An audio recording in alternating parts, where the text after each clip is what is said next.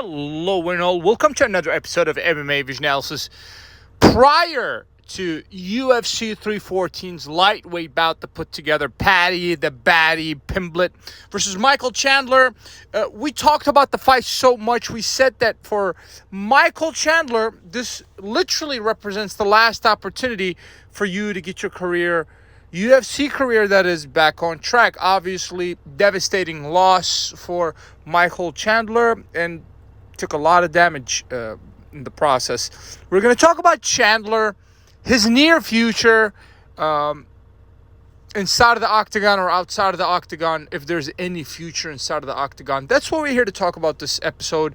Before getting started, make sure to like, subscribe, click that notification to get all of this that is new from this channel, your channel, one and only MMA Vision Analysis. Obviously, before UFC 314, the fight that received the most hype, I believe, was Michael Chandler versus Paddy Pimblett. Just taking the two names into consideration, especially Paddy the Baddy Pimblett. Paddy obviously was able to prove himself a top-ranked opponent. He took Michael Chandler's ranking, if I'm not mistaken. That fight was for that number 7 ranking. If I'm not mistaken, perhaps in the newest ranking, Paddy the Baddy will be in the top 10 somewhere, perhaps number 7. Here we're talking about Chandler. We gave Paddy his respect.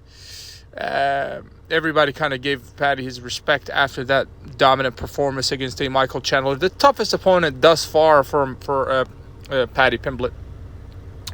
That being said, Michael Chandler obviously legitimately that was his last shot at redemption thus far. If I'm not mistaken, he's 2-5 in the UFC. That's not a good looking record. You go in there, you're risking another loss, and I think now is the time to take a look at your career if you're Chandler and think about it hard.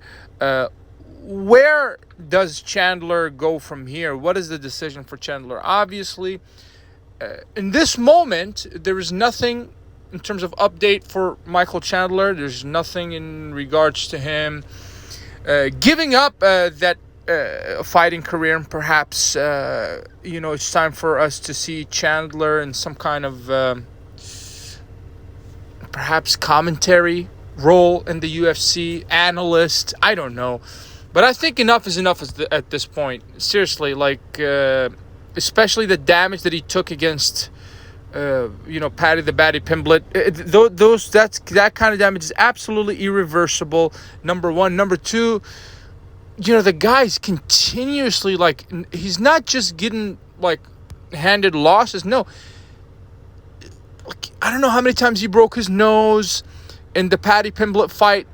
The guy literally has a giant gash on the side of his face. And it's extremely uncomfortable for a guy like myself that has so much respect for Chandler to see the guy go through, obviously, what he's going through currently. I really do believe for Paddy Pimblett, obviously the sky's the limit, but for Michael Chandler, I have feeling that we perhaps saw the last of Chandler inside of that octagon. Obviously, I could be wrong. He could perhaps fight for another organization or whatnot. I don't know how many more fights he has on his UFC contract. I just hope that the UFC shows the guy mercy at this point. I hope that he, Michael Chandler, that is, give himself a break, really. I mean, at the end of the day, that's, ultimately, it's perhaps what it's going to come down to is, the guy just kind of, just give yourself a break if you're Chandler. It's not going to get any easier. He's not going to get any easier opponents. If there's any such thing, there's no such thing as an easy opponent. We're talking about the highest level of mixed martial arts, the UFC. So I have a feeling that we actually saw the last of Michael Chandler inside of the octagon. I would not be opposed to seeing the guy in some kind of analyst role, etc. But as far as Michael Chandler, the fighter, goes, I think his best days are behind him. I think it's very safe to say that.